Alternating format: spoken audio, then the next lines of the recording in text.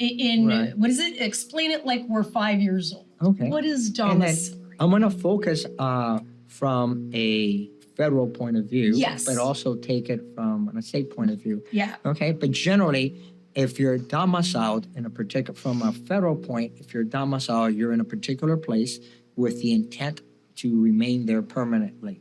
Right. Okay. And you could be, and that's usually from an estate tax, from a federal point of view, is usually talking about transfer taxes, estate gift taxes, generation skipping tax. Right. Okay.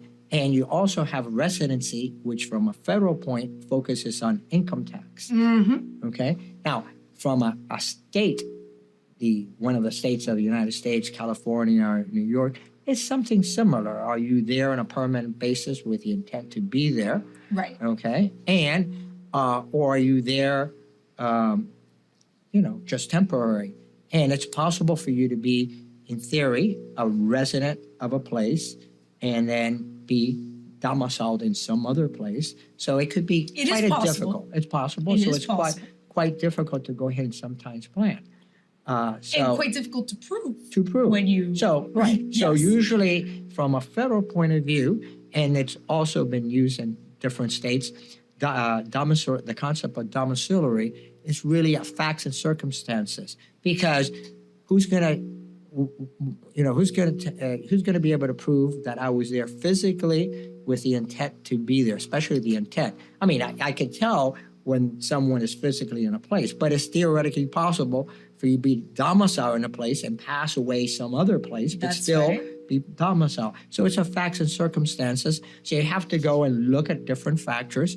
For example, where were they living? Where was their family living? Where did they vote?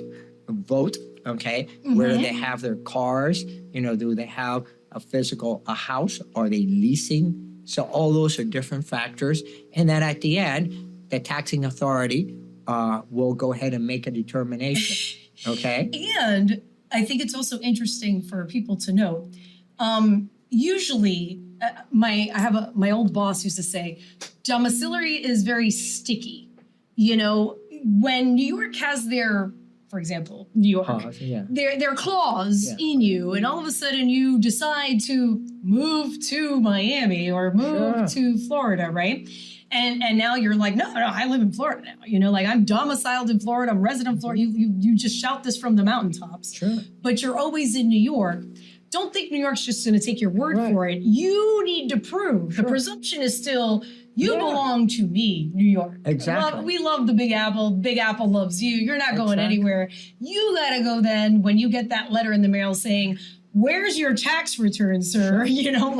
On the income tax side, then you got to go, no, wait a minute. Here's all the ways I'm not any longer a resident of New York, right? I mean, so the presumption is against you got to prove. You have to prove the contrary. Especially if you've been living in New York, okay, filing state income tax returns, and now you're taking the position there's no more income tax return. Exactly. Surprise! There's no more income tax. I'm now in Florida. You're gone. So they're gonna say, okay, prove it. Yeah. Okay. And you mentioned that she said in her document, her will and trust, hey, I'm domiciliary of California.